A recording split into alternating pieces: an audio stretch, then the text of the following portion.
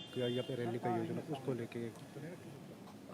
जो हमारे प्रत्याशी हैं भारतीय जनता पार्टी की ओर से डॉक्टर राजीव भारद्वाज जी, भारतीय जनता पार्टी ने इस संसदीय क्षेत्र से उनको अपना प्रत्याशी बनाया है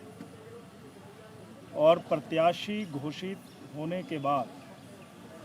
वो इस संसदीय क्षेत्र के लगभग 17 विधानसभा क्षेत्रों में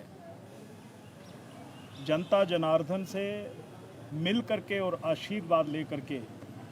निरंतर प्रवास पर है। और कल का जो दिन है वो उनके लिए, हमारे लिए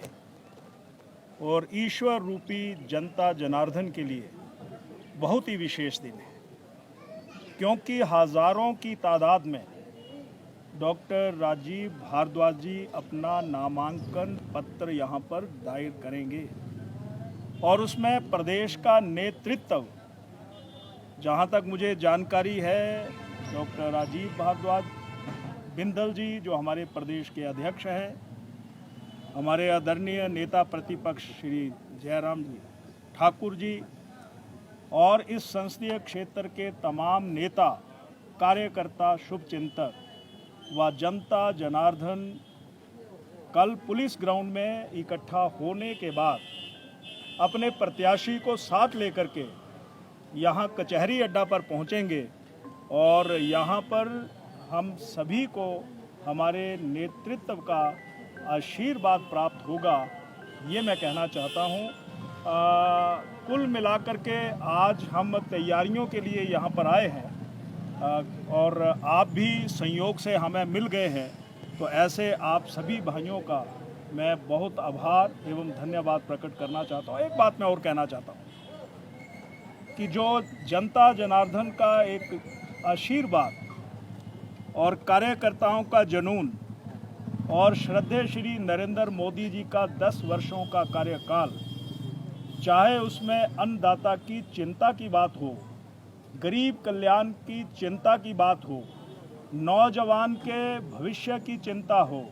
महिला सशक्तिकरण की बात हो, ऐसे समाज का, पूर्ण समाज का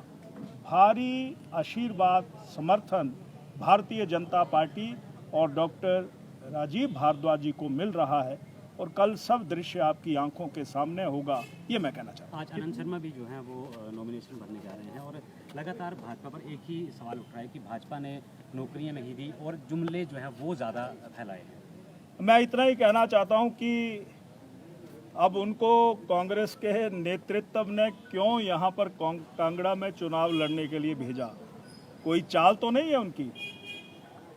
क्योंकि वो उन्हीं G20 के विरोध करने वाले नेताओं में से एक थे और एक हैं। जहां दूसरी बात मैं ये कहना चाहता हूं कि जब जब उनके पास केंद्र सरकार के मंत्रालय रहे, उन्होंने हिमाचल के लिए, जिला कांगड़ा के लिए कौन सा नया बड़ा विशेष प्रोजेक्ट लेकर के आए। मैं तो ये कहना चाहता हूं, श्रद्धेय अटल बिहारी वाजपेयी जी ने 2002 और 3 में एक औद्योगिक पैकेज दिया था और यूपीए की सरकार के आने के बाद उसकी अवधि समाप्त हो गई। आनंद शर्मा जी, आप तो इस मंत्रालय के उस समय मंत्री थे, तो हम आपसे जानना चाहते हैं कि आपने उस समय इस औद्योगिक पैकेज जो हिमाचल प्रदेश के नौजवानों को आर्थिक संपन्नता प्रदान कर रहा था, आपने मुंह मोड़ लिया था। ये कांगड़ा, हिमाचल, चंबा की जनता आपसे जानना चाहती है और मैं आनंद शर्मा जी से ये भी जानना चाहता हूँ, आपके मुख्यमंत्री हैं, कांगड़ा के साथ सौतेला व्यवहार क्यों हो रहा है? हमारे केंद्रीय विश्वविद्यालय के धर्मशाला के कैंपस को कहीं और शिफ्ट करने की योजना तो नहीं है? भारत सरकार ने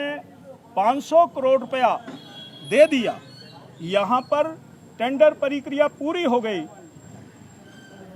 आनंद शर्मा जी, आप अपने मुख्यमंत्री से पूछें और हमें जवाब दें, ये 30 करोड़ रुपया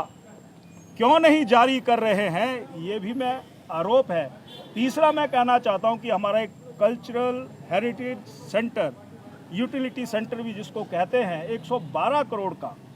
पूरे देश की जितनी हमारी संस्कृतियां हैं, जितने हमारे कल्चर हैं, उसको लेकर के धर्मशाला में ज़मीन भी चयनित हो गई थी, उसको भी स्थानांतरित किया गया है। आप कांगड़ा चंबा संसदीय क्षेत्र के मतदाताओं को छल करने के लिए यहाँ पर आ रहे हैं, छल करने के लिए आ रहे हैं। जिनका संबंध कांगड़ा के साथ नहीं है, चंबा के साथ नहीं है, वो किस लिए यहाँ पर आ रहे हैं? जवाब 4 तारीख को मिलेगा, ये मैं यहाँ पर कहना चाहता हूँ। इसलिए कांग्रेस डूबता हुआ जहाज है और ये डूब जाएगा। इंतज़ार करिए, 4 तारीख के बाद ये कहीं नहीं मिलेंगे। ये हिमाचल प्रदेश की जनता ने भी शुभाशीष शुभकामनाएं हमें आशीर्वाद के रूप में दी है, ये मैं कहना चाहता हूँ। नामांकन कितने बजे होगा और जनसभा भी रखी गई है? हम सुबह लगभग 10 बजे एकत्रित होंगे पुलिस ग्राउंड में और फिर यहाँ से अपने प्रत्याशी, अपना नेतृत्व और हज़ारों की तादाद में जनता जनार्दन कार्यकर्ता यहाँ कचहरी अड्डा की ओर बढ़ेंगे। यहाँ पर जनसभा होगी, हमारा नेतृत्व उसको संबोधित करेगा और लगभग 12 साढ़े 12 बजे के बीच में जिलाधीश महोदय के ऑफिस में नामांकन किया जाएगा, ये मैं कहना चाहता हूँ।